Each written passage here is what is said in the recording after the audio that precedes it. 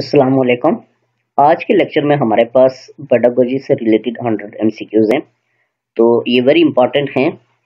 ये Punjab public service commission के एक नोट्स थे, वहाँ से मैंने उठाए। तो ये बहुत इंपॉर्टेंट है हर तरह की पीएससी के लिए। ठीक है, पंजाब पब्लिक सर्विस कमीशन हो या आपके पास फेडरल पब्लिक सर्विस कमीशन हो या एजेके हो। ठीक है, तो उसके लिए ये आपके लिए हेल्पफुल होंगे। कोई भी पीएससी हो जिसमें ये पेडागोजी के एमसीक्यूज आते हों, या आपके पास एनटीएस हो या कोई भी और कॉम्पिटिटिव एग्जाम हो, किसी भी किस्म का एलिमेंट्री टीचर का या आपके पास सीनियर जनरल लाइन का या कोई भी एग्जाम हो, ठीक है, तो उसमें आपके लिए ये हेल्पफुल होंगे। ठीक है, तो इनको हम स्टार्ट करते हैं। फर्स्ट है हमारे पास, who is not a curriculum practitioner. तो ए है curriculum specialist, B teacher, C supervisor या डी लर्नर। कहता है कि कौन सा करिकुलम प्रैक्टिशनर नहीं है इनमें से। ठीक है, तो ये आपके पास लर्नर जो है वो ज़ाहिर डेफिनेट करिकुलम प्रैक्टिशनर नहीं है। ठीक है, तो सर लेंथी क्वेश्चन लेक्चर होगा, लेकिन थोड़ा कोशिश करूंगा कि एक्सप्लेन भी करूँ थोड़ा थोड़ा, ताकि आपको समझ भी आ जाए जिन लोगों को समझ नहीं है एजुकेशन की या आपके पास पेडागोजी की। तो नेक्स्ट हमारे पास क्वेश्चन नंबर 2 है, इसको हम देखेंगे। इसमें कहता है हिल्डा तबा believe that curriculum should be designed bye. Hilda तबा जो थी ये बिलीव करती थी that curriculum should be designed bye किस पे वो बिलीव करती थी कि करिकुलम जो है वो designed bye students, teacher, parents या करिकुलम स्पेशलिस्ट। ठीक है, सेकंड, तो वो बिलीव करती थी कि डिजाइन करिकुलम जो है वो should be designed by teacher.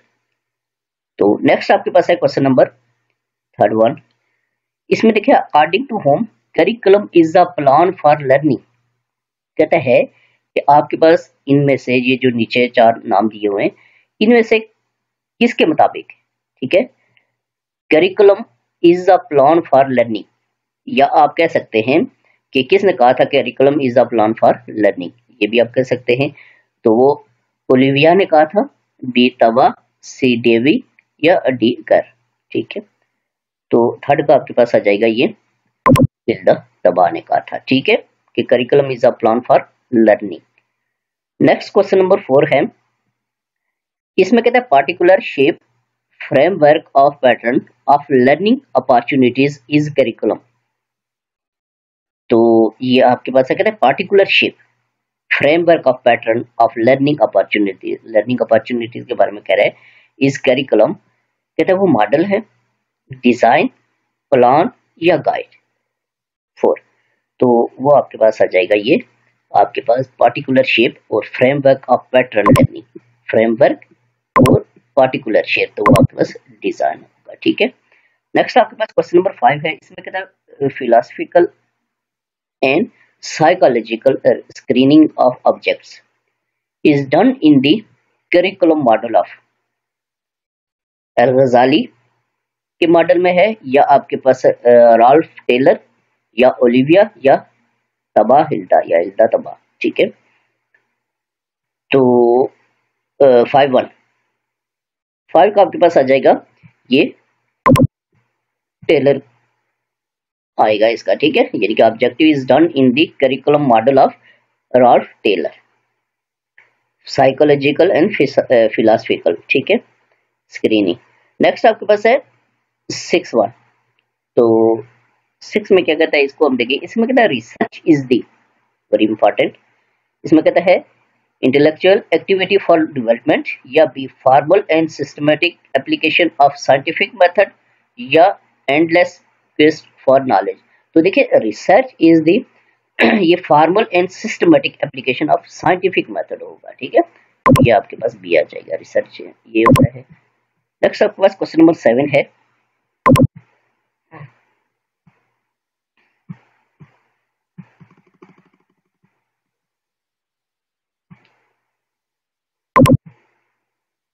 Seven में कहता है effect of teaching methodology on student learning. Is an example of research. कहते हैं effect of teaching methodology on student learning के ऊपर इज एन एग्जाम्पल ऑफ, ये किसकी एग्जाम्पल है, कौन से रिसर्च की एग्जाम्पल है, example of research, casual, comparative, correlational या एक्सपेरिमेंटल या डी डिस्क्रिप्टिव। 7, तो ये आपके पास एक्सपेरिमेंटल रिसर्च की एग्जाम्पल है।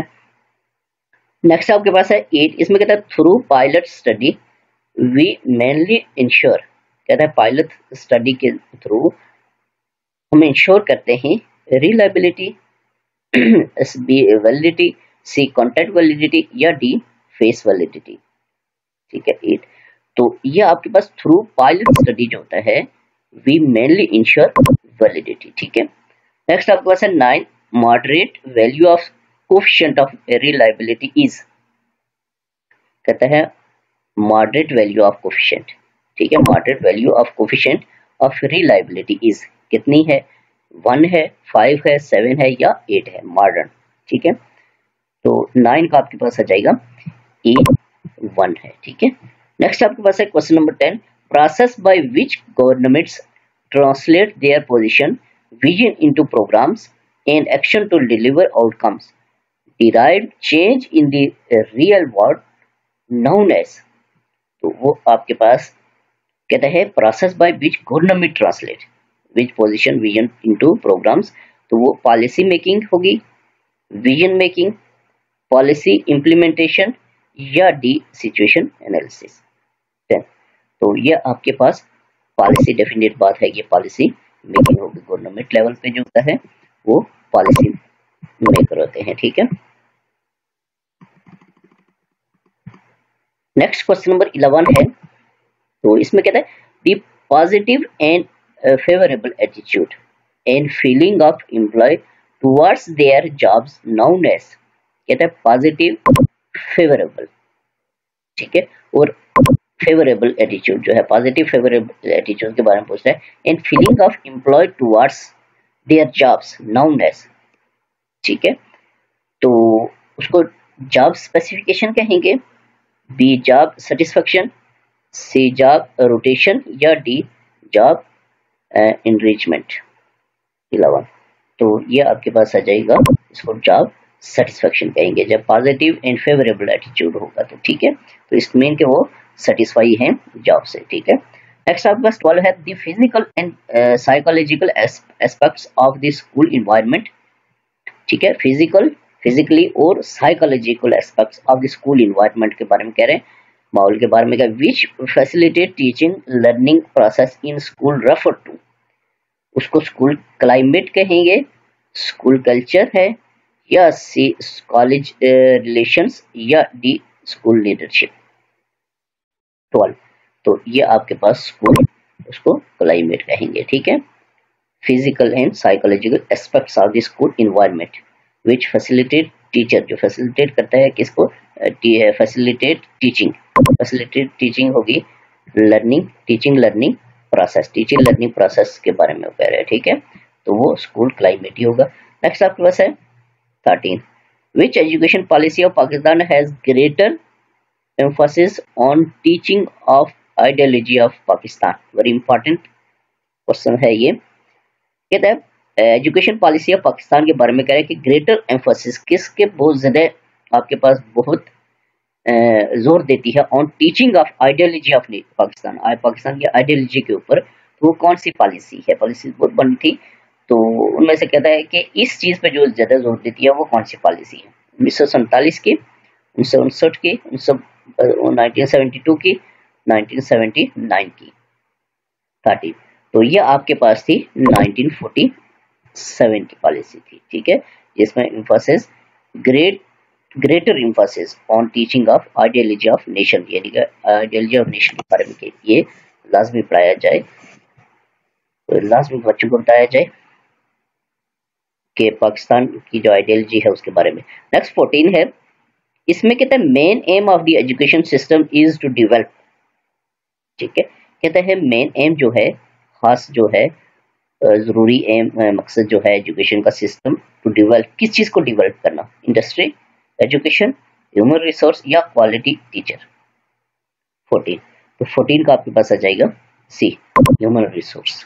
ठीक है, main aim of education system is develop, तो ज़ाहिर है एजुकेशन का जो मेन एम है वो ये है एजुकेशन सिस्टम का कि ह्यूमन रिसोर्स को डेवलप किया जाए। ठीक है, लोगों को बेहतर किया जाए। नेक्स्ट आपके पास है क्वेश्चन नंबर 15, इसमें कहता है the expenditure on education is regarded as profit, investment, advancement या distribution.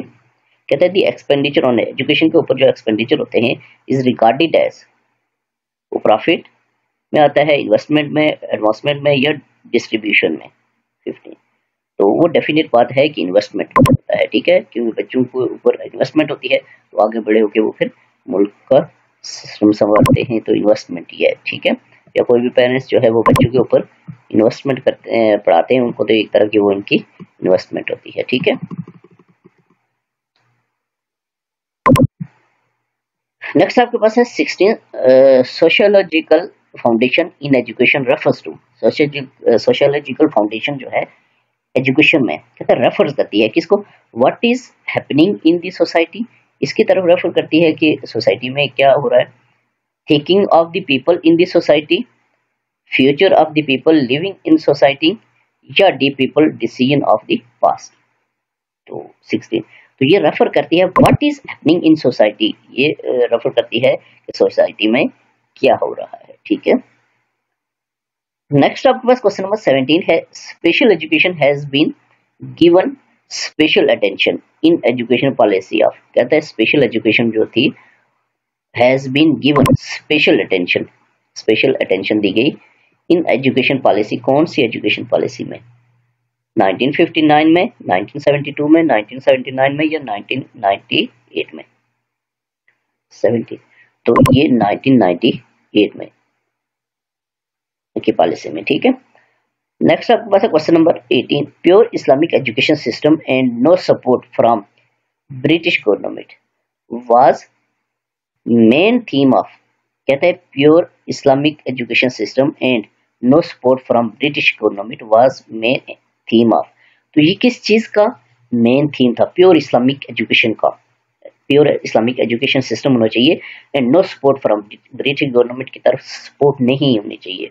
Was main theme of, किसका मेन थीम था ये, यानी कि आपके पास ये जामिया मिल्लिया दिल्ली का, नदवतुल उलमा का या देवबंद दारुल उलूम का या अलीगढ़ इंस्टीट्यूशन का।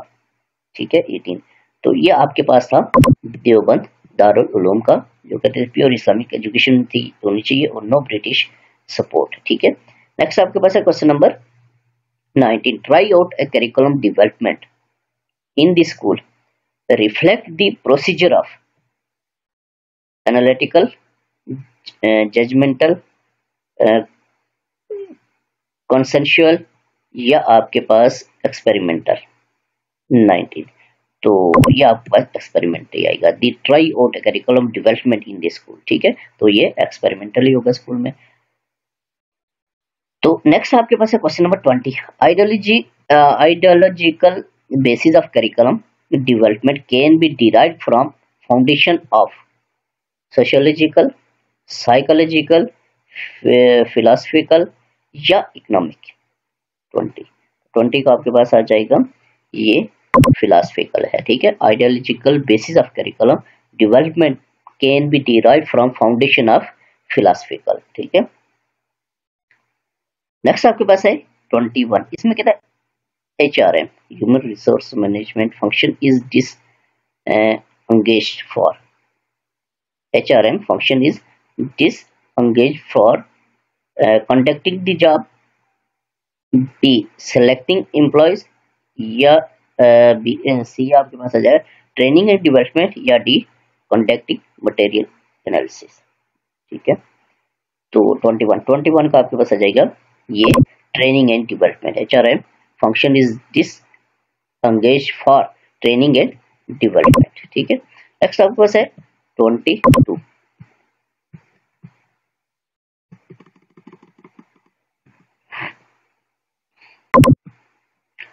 इसमें कहता है a productive workforce has no function in. कहता है प्रोडक्टिव वर्कफोर्स जो है has no has no function in providing better services, या having clarity of responsibilities, या C organizing the work, या D sanctioning compensation to an employee. 22, तो 22 का आपके पास आ जाएगा ये sanction compensation to an employee. ठीक है, नेक्स्ट आपके पास है 23.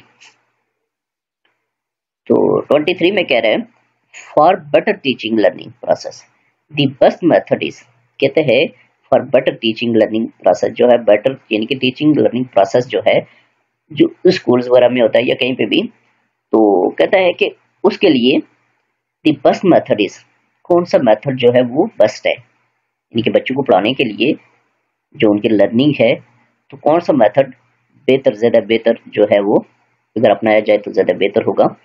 तो कहते हैं कि A lecture method, B project method, C team teaching, या डी इंटरेक्टिव मेथड. ठीक है 23, तो 23 का आ जाएगा आपके पास प्रोजेक्ट मेथड. ठीक है, ये क्यों है, इसलिए कि आपके पास जब प्रोजेक्ट होगा सारे बच्चे इन्वॉल्व होंगे, उसमें लर्निंग बहुत ज़्यादा होगी. ठीक है ना, तो लेक्चर मेथड में, टीम टीचिंग में, इंटरेक्टिव में इसमें इतनी लर्निंग या क्रिएटिविटी नहीं होती. ठीक है, तो प्रोजेक्ट मेथड जो है is better teaching learning process के लिए. ठीक है, नेक्स्ट 24 है, इसको हम देखेंगे कि 24 में क्या कह रहे हैं.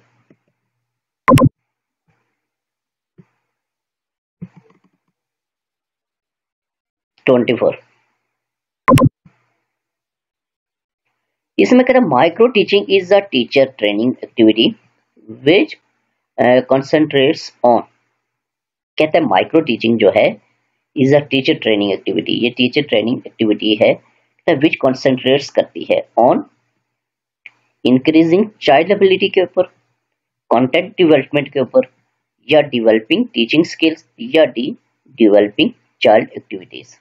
24, तो देखिए आपकी micro teaching is a teacher training, जब ये टीचर ट्रेनिंग होगी, माइक्रो टीचिंग ट्रेनिंग एक्टिविटी होगी, तो विच कॉन्सेंट्रेट्स, ये कॉन्सेंट्रेट्स करती है यानी कि किस चीज को ये बिल्ड अप करती है, किसकी डेवलपमेंट होती है. तो डेफिनेट बात है जब टीचर माइक्रो टीचिंग में आपके पास वो लिंक होता है किसके साथ, टीचिंग स्किल्स के साथ. ठीक है ना, तो वो इम्प्रूव करेगी क्या, टीचिंग स्किल्स. तो इट्स मीन कि आपके पास डेवलपमेंट टीचिंग स्किल्स होगा. ठीक है, नेक्स्ट आपके पास है 25. इसमें कहता है effectiveness of micro teaching training mainly depends on, कहता है कि माइक्रो टीचिंग की जो इफेक्टिवनेस है वो ट्रेनिंग माइक्रो टीचिंग ट्रेनिंग जो है उसकी इफेक्टिवनेस जो है मेनली डिपेंड्स ऑन, किसके ऊपर डिपेंड करती है, video tape recorder, feedback from many sources, या प्रिपेयरिंग 5 मिनट्स लेक्चर्स, या teaching in the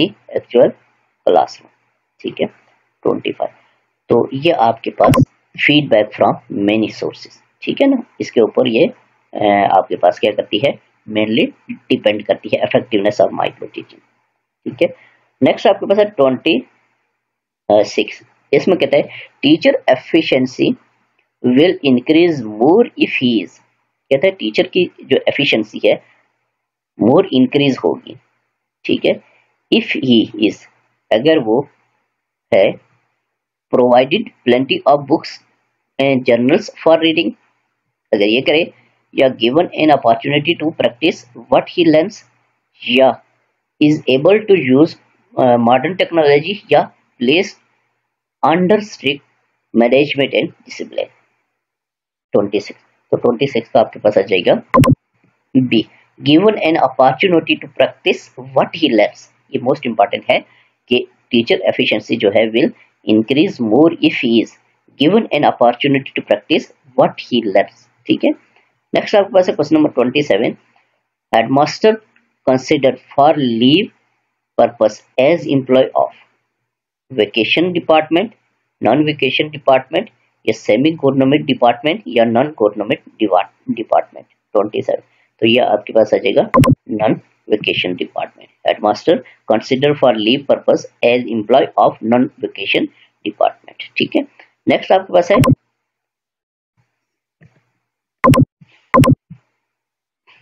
28.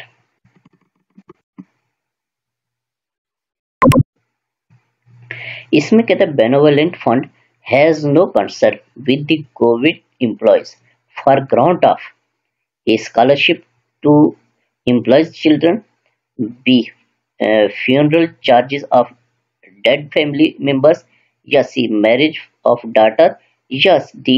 Purchase of car motorcycle. 28. तो 28 का आपके पास आ जाएगा डी, यानी कि मोटरसाइकिल या कार की परचेज में, इसकी परचेज में benevolent fund has no concern with, ठीक है, यानी कि आपके पास इसके साथ उसका कंसर्न नहीं होता, ये नहीं कर सकते, ठीक है। नेक्स्ट आपके पास है question number 29, minor penalty imposed on ill discipline employees, यानी कि एक इल डिसिप्लिन एम्प्लॉय है, यानी कि डिसिप्लिन पे कायम नहीं है या डिसिप्लिन तोड़ता है कोई भी एम्प्लॉय है किसी भी जगह पे, तो कहता है एजुकेशन की हम बात करेंगे, तो कहता है उसकी छोटी सी पेनल्टी जो है उसके ऊपर इम्पोज की जाएगी, उसको दी जाएगी छोटी सजा। वो कौन सी है? कहता है टर्मिनेशन ऑफ सर्विस, सर्विस से उसको हटा दिया जाए, डिसमिसल फ्रॉम सर्विस, या इंश्योर, या आपके पास लोअरिंग इन दी स्केल, ठीक है। 29, तो 29 का आपके पास आ जाएगा सी, उसको इंश्योर किया जाता है, ठीक है, कि नेक्स्ट इस तरह से ये उसको तंबी की जाती है, तो ये माइनर है, ठीक है। नेक्स्ट आपके पास है 30, the teaching method which is most popular old and still being used widely is, कहते हैं कि टीचिंग मेथड जो है मोस्ट पॉपुलर, बहुत ज्यादा पॉपुलर है, ओल्ड एंड स्टिल, पुराना टीचिंग मेथड जो है जो मोस्ट पॉपुलर है और स्टिल बीइंग यूज, और अभी तक बहुत बड़े पैमाने पे वो यूज किया जाता है, इस्तेमाल होता है, वो डिस्कशन मेथड है, लेक्चर मेथड है, एक्टिविटी मेथड है, या डी टेक्स्ट बुक मेथड है, ठीक है। 30, तो 30 का आपके पास आ जाएगा डी, डेफिनेट बात है कि टेक्स्ट बुक मेथड ही होगा। टेक्स्ट बुक आपको पता है कि यूज की जाती है आजकल भी, ये बहुत पुराना है लेकिन अभी भी ये राइज है। नेक्स्ट आपके पास है 31, व्हेन 2 और more students work for learning is called, जब 2 या 2 से ज्यादा स्टूडेंट्स वर्क करेंगे तो फॉर लर्निंग, लर्निंग के लिए इज कॉल्ड, उसको क्या कहेंगे? पार्टिसिपेटिव लर्निंग कहेंगे, टीम टीचिंग कहेंगे, कोऑपरेटिव लर्निंग कहेंगे, या कोऑर्डिनेटिव कोचिंग कहेंगे। 31, तो 31 का आपके पास आ जाएगा उसको पार्टिसिपेटिव लर्निंग कहेंगे, ठीक है। नेक्स्ट आपके पास क्वेश्चन नंबर, यानी कि पार्टिसिपेशन हो रही है 2-3 स्टूडेंट्स की। नेक्स्ट 32 है, इसमें कहता है participation of the students work for learning is called, उसको कॉन्फिडेंस कहेंगे, ओरल स्किल कहेंगे, लिसनिंग स्किल कहेंगे, या स्टडी बेसिस कहेंगे। 32, तो 32 का आपके पास आ जाएगा उसको ओरल स्किल कहेंगे, ठीक है, कम्युनिकेशन होगी, उनके ओरल स्किल्स जो है वो इंप्रूव होगी। नेक्स्ट आपके पास है 33,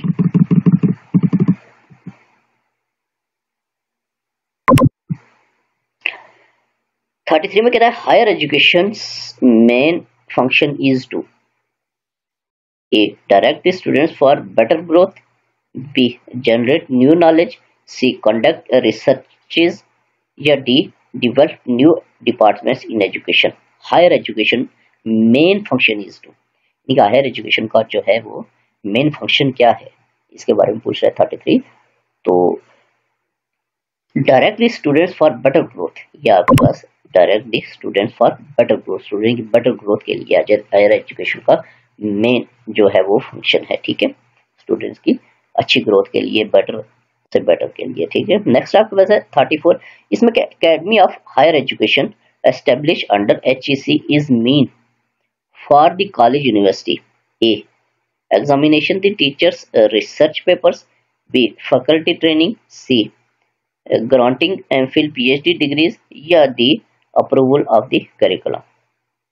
34, तो 34 का आ जाएगा आपके पास ये बी फैकल्टी ट्रेनिंग, ठीक है।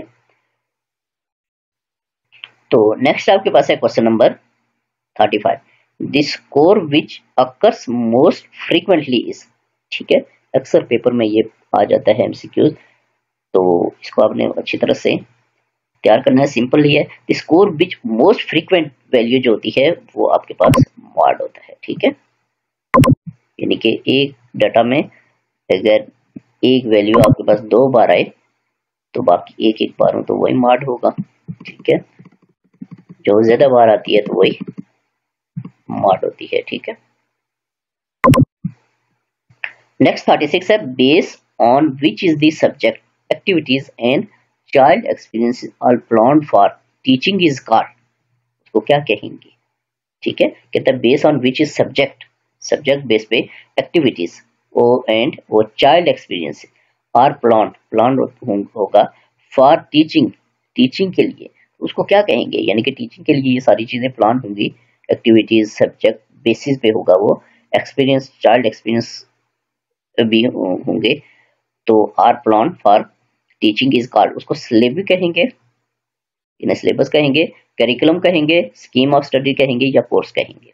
36, तो 36 का आपके पास आ जाएगा, उसको करिकुलम कहेंगे, ठीक है।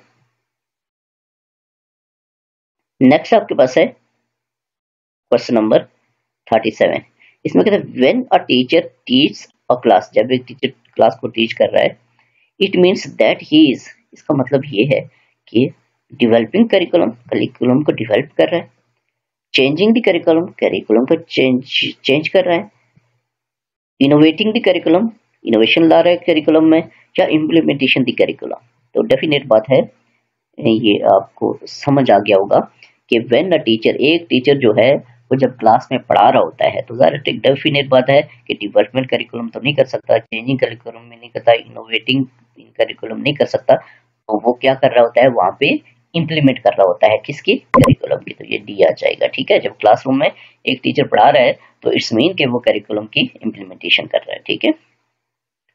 नेक्स्ट 38 है, इसमें कहता है कंबाइनिंग 2 और 3 related subjects in curriculum developments refers to, कहता है कंबाइनिंग 2 या 2 से ज्यादा related subjects in curriculum, curriculum में डेवलपमेंट रेफर्स टू, किसकी तरह रेफर करता है, ये सब्जेक्ट करिकुलम होगा, integrated curriculum, behavioural based curriculum या कोर करिकुलम, ठीक है। 38, तो 38 का आपके पास आ जाएगा, जब आपके पास 2 या 2 से ज्यादा सब्जेक्ट हो, याद रखना है, ठीक है। जब 2 या 2 से ज्यादा हो तो उनकी कंबाइनिंग हो तो वो हमेशा आपके पास इंटीग्रेशन में आता है, ठीक है, यानी कि इंटीग्रेटेड होगा, इंटीग्रेटेड करिकुलम होगा, ठीक है, ये याद रखना है।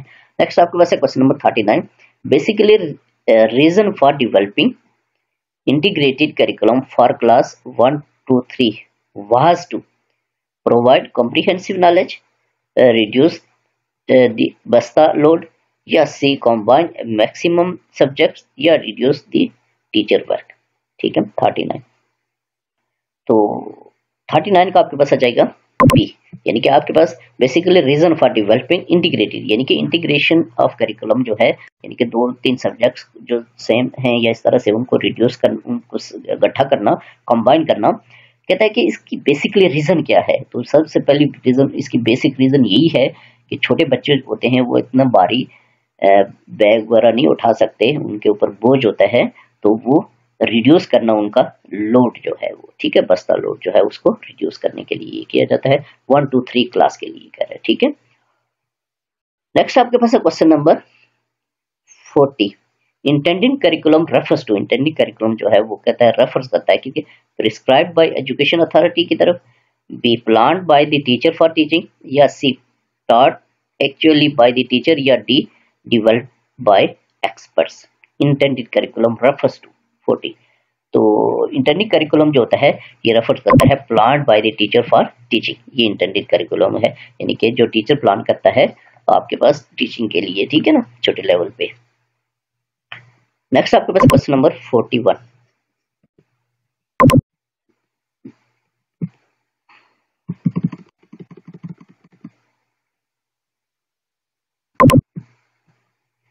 अच्छा, जो आप लोग जब ये लेक्चर सुनते हैं तो कम से कम नीचे आप कमेंट्स लाजमी किया करें कि आपके लिए ये फ़ायदेमंद है या नहीं है, इसमें क्या इम्प्रूवमेंट होनी चाहिए। और दूसरा ये है कि वीडियो को लाइक भी कर दिया करें जब आप इसको सुनते हैं, अगर आपको अच्छी लगे तो उसके ऊपर लाइक और कमेंट्स लाजमी किया करें, ठीक है ना। तो अगर आप इसके ऊपर कोई और सजेशन देना चाहते हैं तो वो भी आप दे सकते हैं, ठीक है। तो अगर आप को समझ आती है तो फिर आप कमेंट्स में लाजमी बताएं, ताकि ये है कि मैं और मोर वीडियोस जो है वो आपके लिए अपलोड करूं। अगर इसमें कोई प्रॉब्लम है, कोई मसला है, तो उस वो भी आप बता सकते हैं कमेंट्स में, ठीक है। तो लाइक और आप इसको लाजमी कमेंट्स किया करें। तो नेक्स्ट 41 है, इसमें कहते हैं curriculum development for higher education is the responsibility of. कहते हैं कि करिकुलम की जो डेवलपमेंट है फॉर हायर एजुकेशन के लिए, ये किसकी रिस्पॉन्सिबिलिटी है? एचईसी की है, करिकुलम डिपार्टमेंट की है, यूनिवर्सिटी की है, या मिनिस्ट्री ऑफ एजुकेशन की है? 41। तो 41 का आपके पास आ जाएगा, ये डेफिनेट बात है कि हायर में जो है वो एचईसी की होती है, ठीक है, एचईसी अप्रूव होता है। नेक्स्ट आपके पास है 42, to find out how far each score is from the mean we use, ठीक है।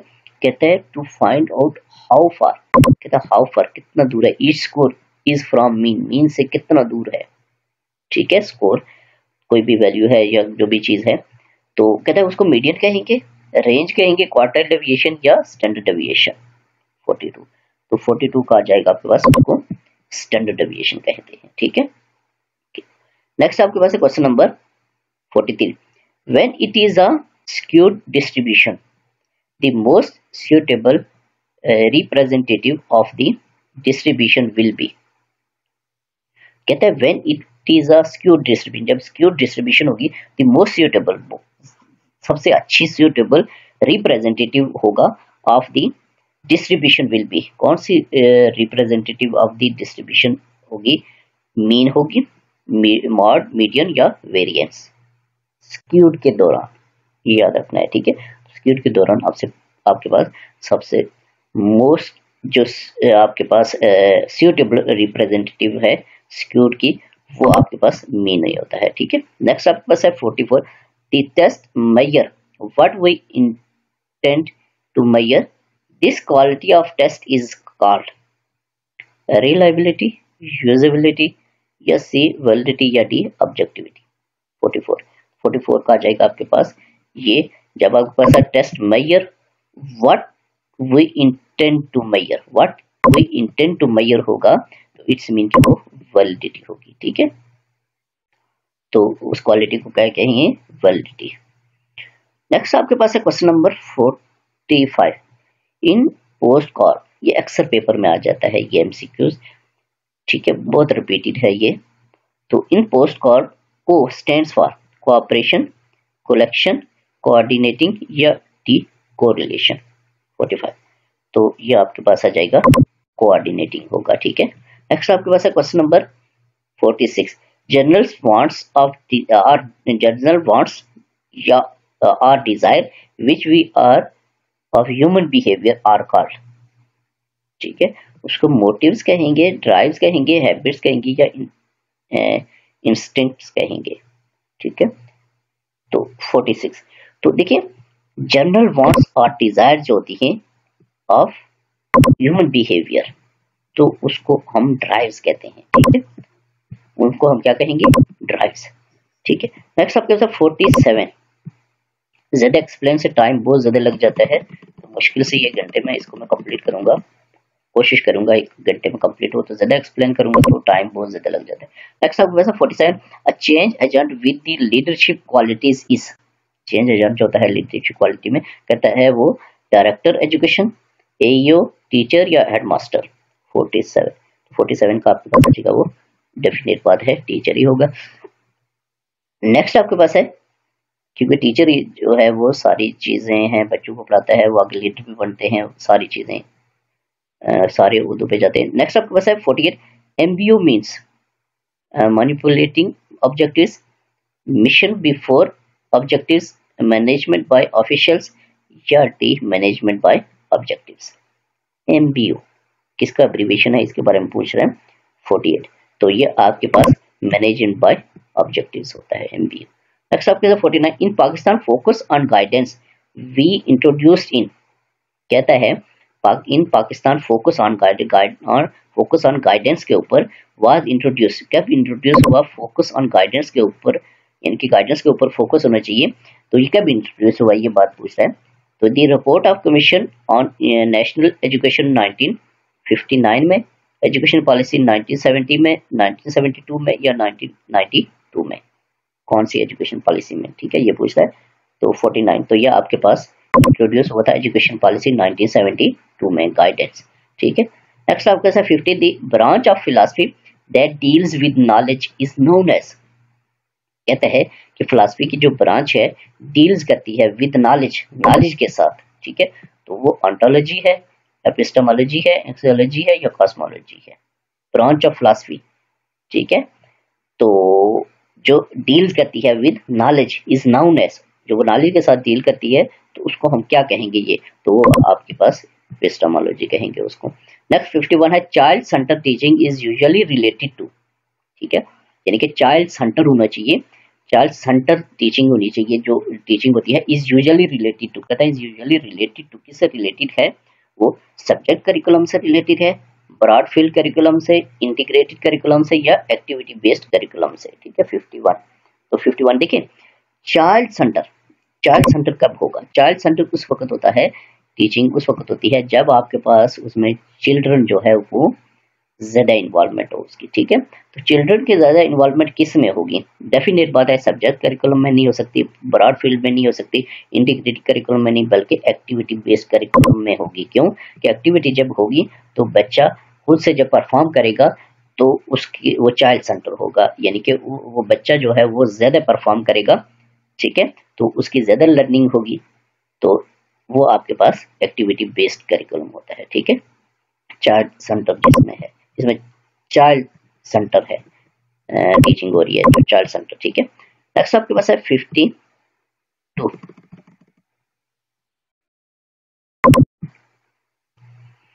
इसमें कहता है what out to be in the curriculum development refers to, what out to be in the curriculum development refers to, development refers to philosophical foundation कहेंगे, psychological foundation है, या आपके पास सोशियोलॉजिकल फाउंडेशन या इकोनॉमिक फाउंडेशन, ठीक है। 52, तो 52 का आपके पास आ जाएगा, ये डेफिनेट बात है कि फिलोसफिकल फाउंडेशन होगा, ठीक है।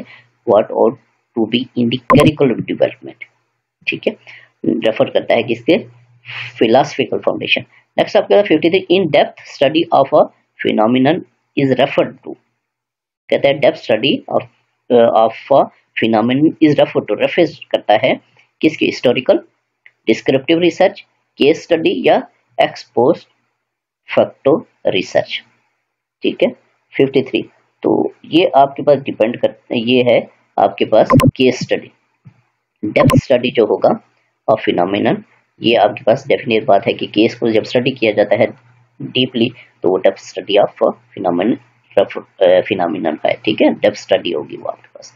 नेक्स्ट आपके पास है 54, leadership deals with strict discipline represents, कहते हैं कि लीडरशिप, कोई भी लीडर है या कोई भी बॉस है तो वो कहता है स्ट्रिक्ट डिसिप्लिन उसने रखा हुआ है, तो वो किस में आता है, कौन से जुमरे में आता है, वो आपके पास थ्योरी वाई है, या आपके पास थ्योरी एक्स का मुजाहरा कर रहा होता है, या लाइज फेयर है, या आपके पास बिहेवियरिस्ट है, ठीक है। स्ट्रिक्ट डिसिप्लिन 54, तो 54 का आपके पास आ जाएगा, जब आपके पास leader deals with strict discipline तो वो हमेशा थ्योरी एक्स में आता है, ठीक है। नेक्स्ट आपके पास 55, statement that human beings are composed of body and soul is related to the philosophy of, वो आइडियलिज्म है, रियलिज्म है, एग्जिस्टेंशियलिज्म है या प्रैग्मेटिज्म है।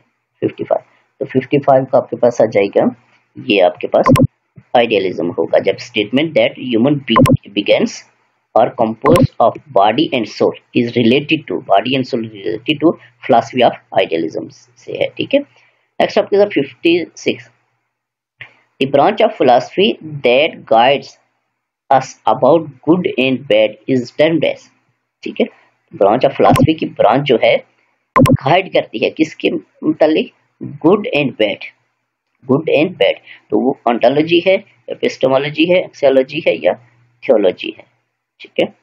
56, तो 56 का आपके पास आ जाएगा, ये एक्सियोलॉजी है, ठीक है।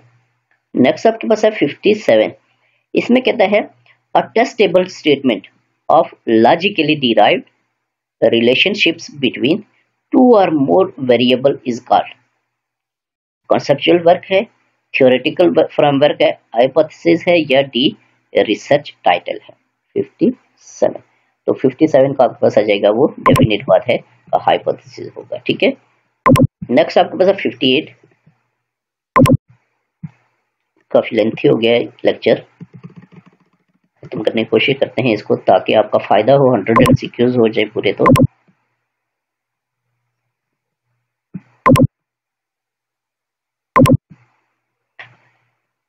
तो इसमें कहता है 58 में, what data when data is collected from all the members of population this study is called.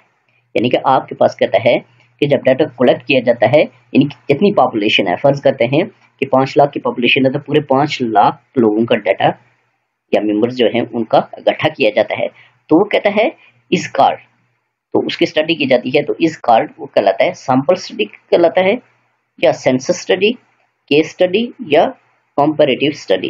ठीक है, 58, तो 58 का आपके पास आ जाएगा, ये डेफिनेट बात है कि जब पूरी पॉपुलेशन का डाटा इकट्ठा करके उस पर स्टडी की जाती है तो वो सेंसस ही होगा, सैंपल नहीं हो सकता। नेक्स्ट 59 है, modern psychology is the science of. Modern psychology जो है वो साइंस है, is the science of mind, personality, behaviour, या ऑर्गेनिज्म। 59, तो ये आपके पास है modern psychology is the science of behaviour, याद रखना है, वेरी इंपॉर्टेंट। नेक्स्ट आपके पास है 60, projector by which a diagram of picture can be shown on the screen directly is called. कहता है projector by which a diagram picture can be shown on the screen directly screen पे आपके पास उसको shown किया जाता है, उसको वाज़े किया जाता है, उसको दिखाया जाता है, उसको फिल्म ट्रिप प्रोजेक्टर कहेंगे, स्लाइड प्रोजेक्टर कहेंगे, ओवरहेड प्रोजेक्टर, या ओपेक प्रोजेक्टर कहेंगे। ठीक है, 60, तो 60 का आपके पास आ जाएगा जब आपके पास projector by diagram of picture can be shown on the screen directly, उसको ओपेक प्रोजेक्टर कहते हैं। ठीक है, जो डायरेक्टली शो करता है जो। नेक्स्ट आपके पास है 61,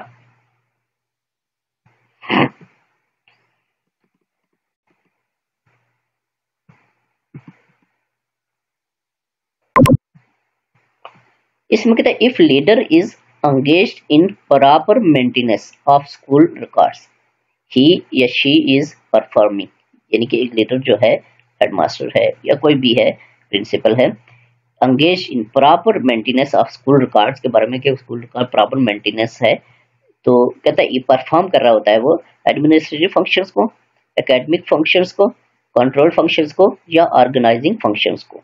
ठीक है, 61, तो 61 का आ जाएगा आपके पास वो ऑर्गेनाइजिंग फंक्शन कर रहा है, यानी कि ऑर्गेनाइज कर रहा है वो सारी चीजों को।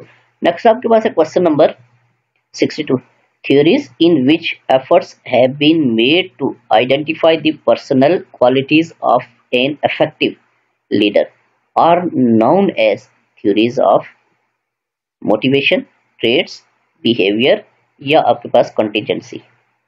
ठीक है, तो 62 का आ जाएगा आपके पास ट्रेड्स आएगा इसमें। ठीक है, नेक्स्ट 63 है, which of the following is an output device, keyboard, monitor, scanner, या माउस। आउटपुट 63, तो 63 का आ जाएगा आपके पास, डेफिनेट बात है कि मॉनिटर जो है आउटपुट डिवाइस है। नेक्स्ट आपके पास 64, the process which does not solve the problem but helps in solving the problem is called. कहते हैं कि process which does not solve the problem को सॉल्व नहीं करता लेकिन हेल्प करता है, सॉल्विंग द प्रॉब्लम को सॉल्व करने के लिए हेल्प करता है, वो असेसमेंट है, ट्रेनिंग है, टीचिंग है, या काउंसलिंग है। 64, तो 64 का आपके पास आ जाएगा ए, डेफिनेट बात है वो असेसमेंट होगी। ठीक है, नेक्स्ट आपके पास है, क्योंकि असेसमेंट कैसे आपके पास process which does not solve the problem, assessment जो है ये प्रॉब्लम को सॉल्व नहीं करता, बात समझिए, ट्रेनिंग जो है प्रॉब्लम सॉल्व करता है, टीचिंग भी, काउंसलिंग भी। असेसमेंट जो है ये प्रॉब्लम को सॉल्व नहीं करता, बल्कि असेसमेंट जो है ये प्रॉब्लम को डायग्नोज करता है, डायग्नोसिस असेसमेंट भी आप कह सकते हैं। उसके बाद फिर क्या होता है कि वो प्रॉब्लम जब सामने आ जाती है फिर उसको क्या करते हैं, उसको सॉल्व किया जाता है, उसको दूर किया जाता है, यानी कि उस प्रॉब्लम को सॉल्व करने के लिए ये हेल्प कर रहा है। ठीक है, नेक्स्ट आपका 65, guidance is a process of helping individuals make life adjustment at home, school, community या होम, स्कूल एंड कम्युनिटी। 65, तो ये डेफिनेट बात है, गाइडेंस जो है ये होम, स्कूल एंड कम्युनिटी में एडजस्टमेंट के लिए होता है। नेक्स्ट आपके पास है हेल्प करता है, गाइडेंस कोई भी है तो 66,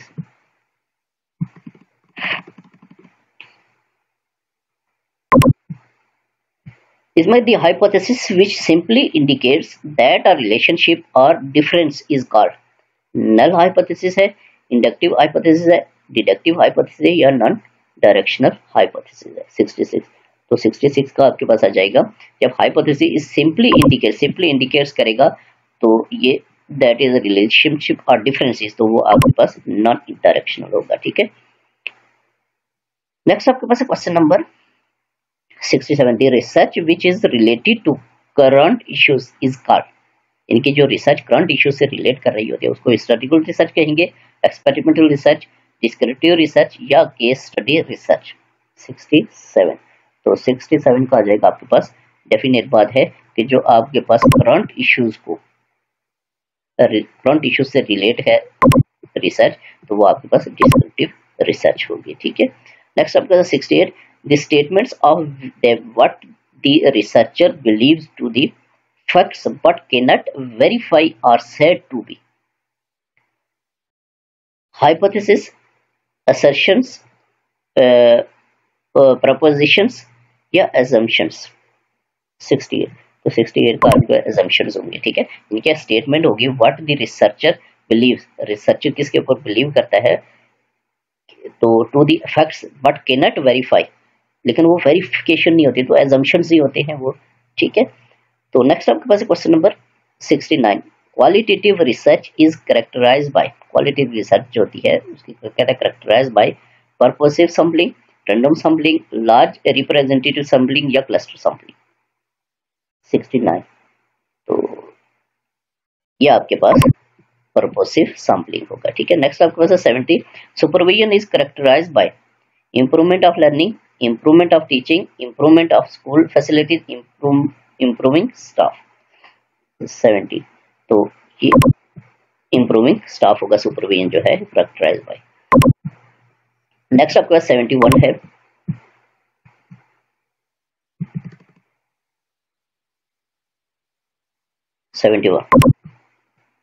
इसमें कहता है solid functions for variable knowledge is built from the research, A basic, B applied, C orientational या D action। 71, तो ये आपके पास दी सॉलिड फाउंडेशन जो होगी वो बेसिक रिसर्च में ही होगी। ठीक है, ये बेसिक आ जाएगा। नेक्स्ट आपके पास question number 72, national aspirations policy statement are general statements that describe expected life outcomes are 10 days, A aims, B objectives, C goals या D behavioral objectives। 72 का आपके पास आ जाएगा एम्स, अगर नेशनल एस्पिरेशंस पॉलिसी स्टेटमेंट तो नेशनल पे होगा जो आपके पास एम्स होंगे, general statement that describe expectation outcomes are 10 days, aims होंगे। ठीक है, नेक्स्ट 73 है, the highest level of cognitive domain is, ये बहुत इंपॉर्टेंट है, अक्सर पेपर में भी आ जाता है ये कॉग्निटिव डोमेन जो है, जिसे ब्लूम्स टैक्सोनॉमी के आगे डोमेन्स हैं, कॉग्निटिव है, अफेक्टिव है और साइकोमोटर। तो कॉग्निटिव की आगे पूछ रहा है कि उसके हाईएस्ट लेवल जो है वो क्या है। ठीक है, वो एप्लीकेशन है, नॉलेज है, इवैल्यूएशन है या डी सिंथेसिस है। बहुत इंपॉर्टेंट क्वेश्चन है, तो highest level of cognitive domain is evaluation, इसको याद रखना है। नेक्स्ट आपके पास है question number 74, immediate outcomes of classroom instruction are called, immediate outcomes, classroom के इमीडिएट जो आउटकम्स होते हैं इंस्ट्रक्शंस, क्लासरूम इंस्ट्रक्शन के, वो कहता है क्या है, एम्स हैं, ऑब्जेक्टिव्स होते हैं, गोल्स होते हैं या टारगेट्स होते हैं। 74, तो वो आपके पास ऑब्जेक्टिव्स ही होंगे। ठीक है, इमीडिएट जो क्लासरूम के अंदर होते हैं। नेक्स्ट आपके पास क्वेश्चन नंबर 75,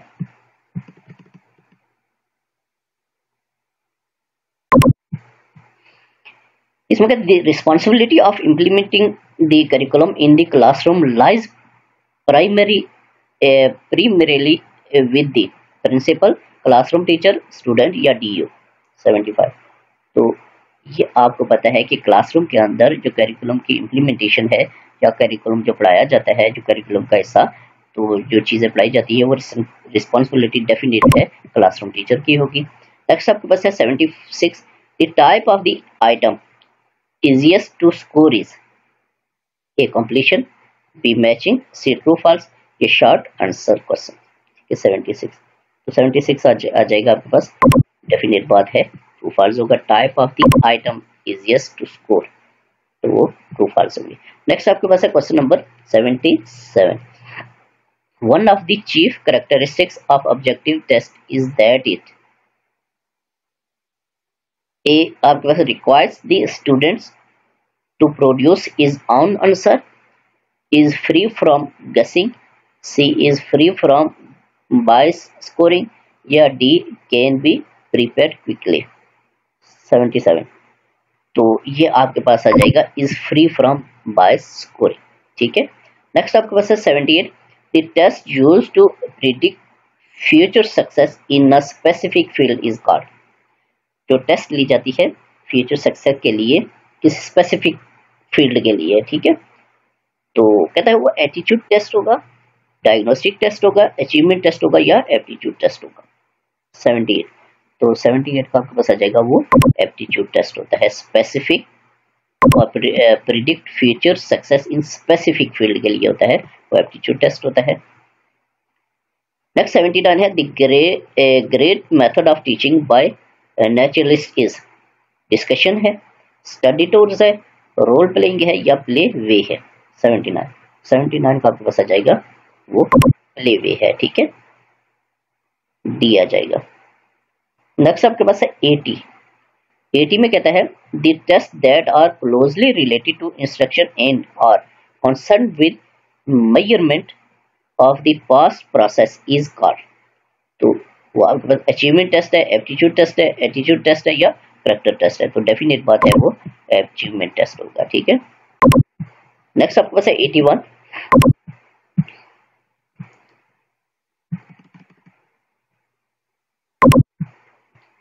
में कहता है which one of the following is nearest part of an objective, कहता है कि इनमें से कौन सा नियरेस्ट पार्ट है किसका ऑब्जेक्टिव का, नॉलेज टू बी अंडरस्टूड या एप्रिसिएशन टू बी फेल्ट या सी एक्शन और बिहेवियर टू बी परफॉर्म या D awareness of theme to be developed 81।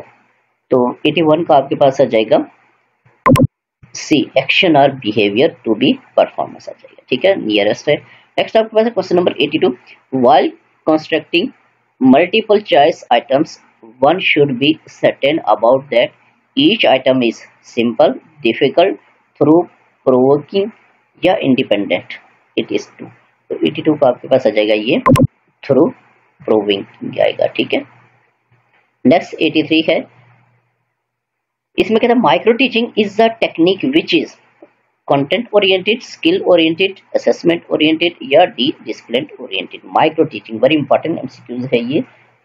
तो माइक्रो टीचिंग जो है ये आपने याद रखना है कि इसका लिंक होता है, हमेशा आपने याद रखना है स्किल के साथ। ठीक है, तो ये स्किल ओरिएंटेड होता है। जब माइक्रो टीचिंग की वर्कशॉप होती है वहाँ पे स्किल सिखाई जाती है टीचर्स को, तो ये स्किल बेसिस होता है, तो आपके पास स्किल ओरिएंटेड होगा।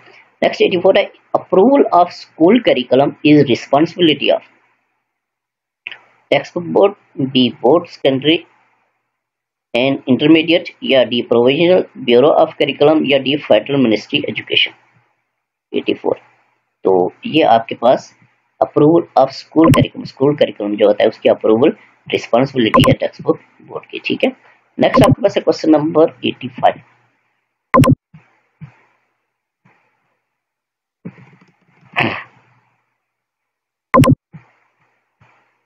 में कहते हैं knowledge, skills, attitudes and value to be learn और नाउन एज लर्निंग आउटकम्स होंगे, कंटेंट होंगे, टॉपिक्स होंगे या फील्ड ऑफ इंटरेस्ट होंगे 85। तो ये आपके पास लर्निंग आउटकम्स होंगे, नॉलेज, स्किल्स, एटीट्यूड्स, डेफिनेट बात है। नेक्स्ट आपके पास है 86, the subject contents to be taught by the teacher to the pupils are known as, यानी कि बच्चों को सब्जेक्ट कंटेंट्स पढ़ाए जाते हैं बाय टीचर। तो कहता है कि known as क्या कहते हैं उनको टॉपिक्स कहेंगे, एजुकेशनल एक्सपीरियंस कहेंगे, सिलेबस या करिकुलम। ठीक है 86। तो आपको पता है कि जो टॉपिक्स वाइज होते हैं सब्जेक्ट जो पढ़ाए जाते हैं वो सिलेबस ही होगा, डेफिनेट बात है। नेक्स्ट आपके साथ 87 projective techniques are used to measure, projective technique जो होती है किसको मेजर करने के लिए यूज की जाती है, अचीवमेंट, एप्टीट्यूड, पर्सनालिटी या इंटेलिजेंस। 87 तो ये आपके पास पर्सनालिटी को मेजर करने के लिए। नेक्स्ट 88 है total quality management in planning means, planning में टोटल क्वालिटी मैनेजमेंट का मतलब है total school management, maximum productivity management, C zero defect management या D total management of quality management. 88 तो 88 का आपके पास आ जाएगा zero defect management. Quality management जो होगी टोटल क्वालिटी मैनेजमेंट जो है वो इट्स मीन के जीरो डिफेक्टिव है, वो बिल्कुल 100% सही है। नेक्स्ट आपका है 89 at the end of a course which type of assessment is used, formative, summative, placement या डायग्नोस्टिक। वेरी इंपॉर्टेंट क्वेश्चन है, अक्सर पेपर में आता है। At the end of a course, कोई भी कोर्स है, कोई भी एनुअल है, यानी कि लास्ट में जो आपके पास असेसमेंट कंडक्ट की जाती है, जो असेसमेंट की जाती है वो आपके पास हमेशा सुमेटिव असेसमेंट की, वो जो दरमियान में होती है कंटिन्यूस वो फॉर्मेटिव होगी। ठीक है नेक्स्ट आपके पास क्वेश्चन नंबर 90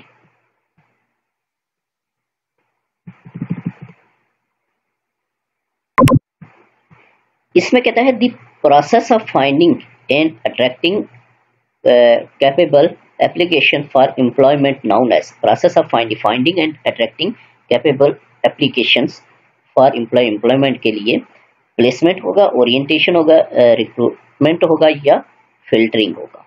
90 तो डेफिनेट बात है वो प्लेसमेंट ही होती है। ठीक है नेक्स्ट आपका sir 91 cognitive development deals with, cognitive development का जब भी नाम आए तो आपने याद रखना है कि उसका माइंड के साथ, मेंटल के साथ उसका लिंक होता है, बॉडी, माइंड, सोसाइटी या इमोशंस। ठीक है 91 तो डेफिनेट बात है ये माइंड आएगा। ठीक है नेक्स्ट 92 है operant condition was presented by, operant condition जो है वो प्रेजेंट की थी किसने, पाउलोस ने, स्किनर ने, वाटसन ने या थॉर्नडाइक ने, थॉर्नडाइक ने। तो 92 का आपके पास आ जाएगा ये स्किनर ने, operant condition is related to Skinner. ठीक है नेक्स्ट आपके पास 93 the pioneer of identifying of individual differences was Ausubel, Francis Galton, Watson या स्किनर।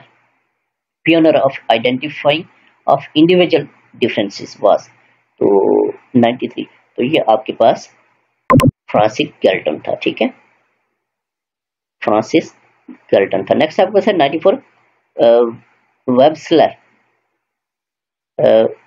वेबसन नहीं है, Wechsler scale, Wechsler scale is a test to measure, Wechsler scale, Wechsler scale जो है इसके बारे में पूछ रहा है किस चीज को टेस्ट करने के लिए, किस चीज की मेजरमेंट करने के लिए यूज किया जाता है, टेस्ट टू मेजर किस चीज की टेस्ट करने के लिए यूज किया जाता है, कॉग्निटिव, इंटेलिजेंस, इमोशंस या लैंग्वेज।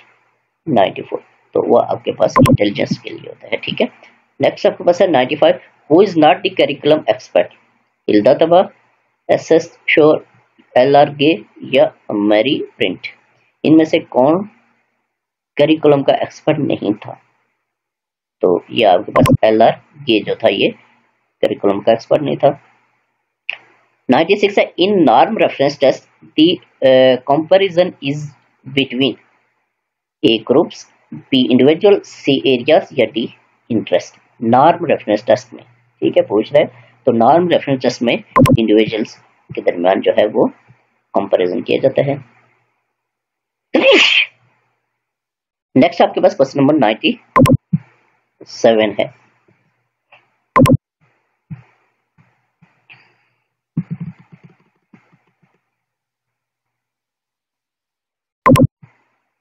कहता है the collection of all types of students learning activities is known as, student diary कहेंगे या टीचर डायरी कहेंगे उसको, पोर्टफोलियो या स्टूडेंट फाइल्स। ठीक है 97 तो डेफिनेट बात है collection of all types of student learning activities, तो वो portfolio होगा, ठीक है। नेक्स्ट आपके question 98, solo taxonomy provides systematic way of describing the learners, A ability, B understanding, C performance या D skill। 98, तो solo taxonomy provides a systematic way of describing learners is understanding, ठीक है। Next आप question 99, इसमें कहता है the statistics used for prediction is ANOVA, ANCOVA या factor analysis या रिग्रेशन।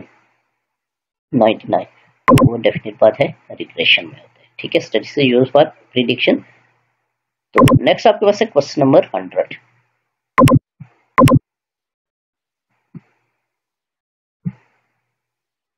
तो 100 क्वेश्चन है,